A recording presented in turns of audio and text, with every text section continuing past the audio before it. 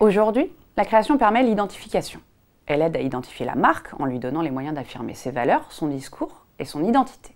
Mais la création doit aussi permettre aux cibles de s'identifier, de se reconnaître dans les messages, les visuels. Encore faut-il bien connaître leurs attentes.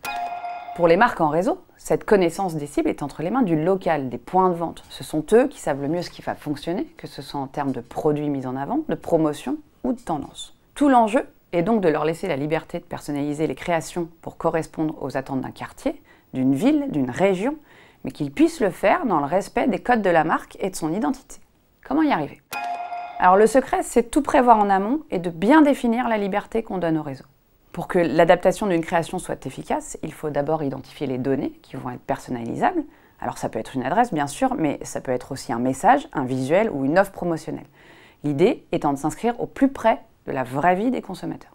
Ensuite, il faut considérer les contraintes techniques. On ne personnalise pas de la même manière un flyer, un film ou un post à destination des réseaux sociaux. Quelles sont les possibilités?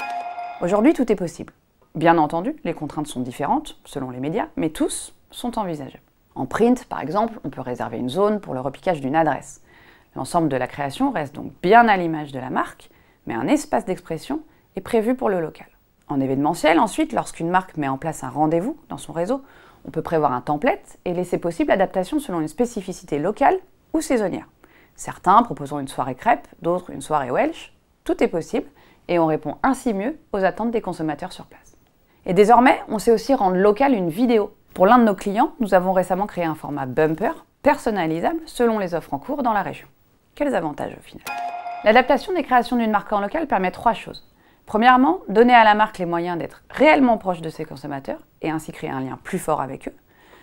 Deuxièmement, générer plus de performances en point de vente grâce à l'utilisation des codes les plus justes pour le consommateur local. Et enfin, troisièmement, développer le sentiment d'appartenance des points de vente au réseau en leur permettant d'être acteurs dans les créations de la marque. Aujourd'hui, avec un outil comme Papersoft, il est possible de centraliser tous les assets, de rendre possible leur personnalisation et de garder le contrôle sur l'identité de la marque.